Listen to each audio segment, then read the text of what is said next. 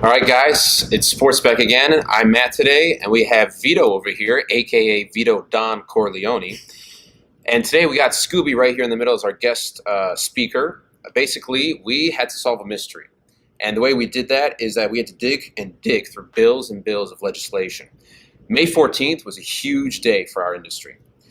On that day, the Supreme Court shut down PASPA. Vito, could you go a little bit more into PASPA? So PASPA is defined as the Professional and Amateur Sports Protection Act. It was passed in 1992. The act banned land-based sports betting in the U.S. in all but 4 states. The states which were grandfathered in under PASPA are Nevada, Delaware, Montana, and Oregon.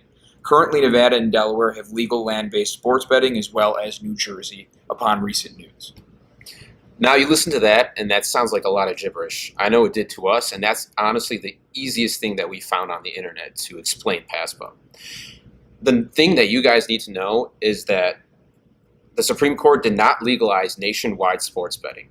What they basically did is they gave the power to the states to decide what to exactly do with this. So if you watched our previous snippet, you saw that we made constant jokes about how it's going to take years and years for something to happen. We live in Illinois, so we got people like Mike Madigan at the helm, meaning nothing's going to get done for a long time. Another thing, too, that really goes against this is that the Supreme Court did not touch the Federal Wire Act. And what the Federal Wire Act basically is, it does not allow people in another state to do gambling business, including sports gambling, with another state. So if you're sitting there all hopped up in California with those hippies, and you're trying to bet in a state that registered in Delaware, you were never allowed to do that. And that was done for different reasons, because Vegas was one of the only states that was always able to have that kind of wagering, and they were trying to go against that. So basically what he's saying there is they passed something, but made it basically impossible for any type of innovative startup or technology company to get into this space. So it's going to continue being the archaic giant that it is for the rest of time until states actually get on board. If you're an insurance fan, which I don't think anyone is, it's like the insurance industry in which everything's state legislated and regulated, and that's what it is. But it's okay, the insurance industry doesn't steal from us, right? No, but they're archaic and old, and they probably steal from us too. Yeah. One thing I really want to emphasize too is this is very characteristic of what our government does, right? So there's one bill that can stand for something, but then there's 14 other laws surrounding this entire area. So even if in 2 years we have the state of Illinois say that we can open up a sports book and start doing things, and we have Joe Schmo come in from Iowa and try to bet on our site, I guarantee you in an instant there's going to be a lawsuit after lawsuit going against the Wire Act and going against several other types of things. And not only that, though, but they're probably going to raise the requirements for a capital requirement of a company, probably to $1 million. I don't know. Oh, so you won't even be able to enter the sector without having $1 million in funding. So good luck any startup, because you guys are screwed. Yeah. And Vito, and the one thing I want to ask is, why do you think they give power to the states?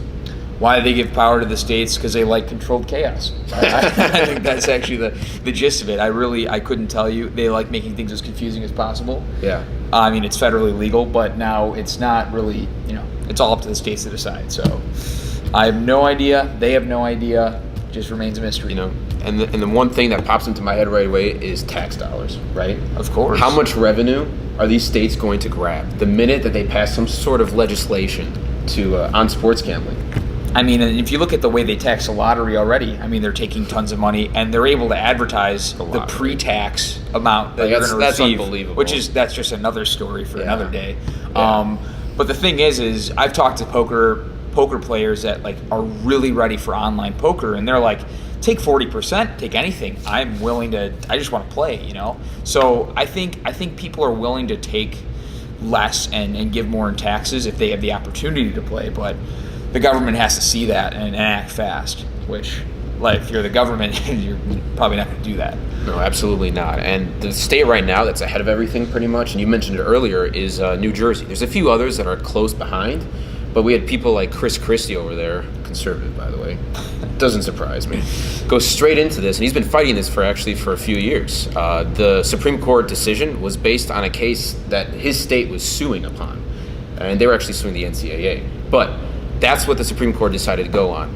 And one more thing I want to mention about the Supreme Court. It was voted upon 7-2. So get this, 7 in the morning.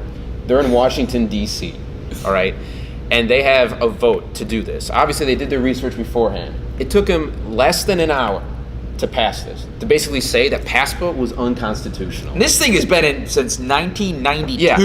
If it took them that long, why was this ever illegal? There's no point. There's no point. Many people that advocated it said it's no point. But to go and play devil's advocate on your Chris Christie point. Yeah. This guy goes and he makes this, New Jersey's the first sports gambling, big hub, right? But he makes it so that people can't bet in New Jersey on New Jersey-related sports. Oh. So what even is that? You did something good. Good job, Chris. But then what did you do? Because the people that actually can benefit from this, who watch the teams in New Jersey, they can't do nothing. And honestly, the only thing I could think of is that he just tried getting this passed, right? So you have all the fancy pants safe space people walking around saying how gambling's going to hurt people, right? So he's going to be like, oh, hey, let's just do this. Maybe it's going to make him happy.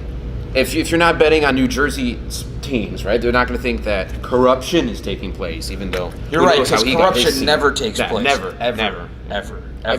Look at the financial markets, look at anything. Corruption never, ever happens. No. So, all of that's a pretty big thing. Next thing that we kind of want to talk about is, do you think that this ruling by the Supreme Court, does this allow me to go and bet on offshore accounts like I pretty much always have been? So the thing about that, which we can touch on the most infamous, which is Bovada, was known as Bodog, but then started kind of by Calvin Ayre, which is this guy's a phenom in the space. Amazing guy, shout out Calvin Ayre. But the thing is they operate and they take in bets and they pay out through Western Union through various subsidiaries and subsidiaries of subsidiaries, and then through a Thailand bank account here and there. And somehow that's legal, and somehow when they take Calvin Ayre and they say, hey, we're going to seize your domain, he comes into Maryland, and this is a real thing, you can look it up, and he gets out. He pays a fine and he walks out. He takes in 250 million bets in 5 years, and it's fine. He gets a couple $100,000 fine, and he's taken in millions upon millions of dollars. Explain that to me, Matt. If it's always going to go on. Oh, absolutely. Are you kidding me? The government cared about one thing. It was Calvin Ayre paying that fine. They don't care. Exactly. How many millions of Americans go online to Bovada, to Paddy Power, to what else? Pinnacle, when that existed. And they're sitting there, they're betting on a daily basis. And if they're not doing that, they're playing the beloved fantasy sports, yes. The daily fantasy sports. Yes, which is a skill. It is all skill-based. Daily fantasy sports is skill-based entirely. When my cook at the restaurant goes, hey, I'm playing daily fantasy sports and I won, I say, what?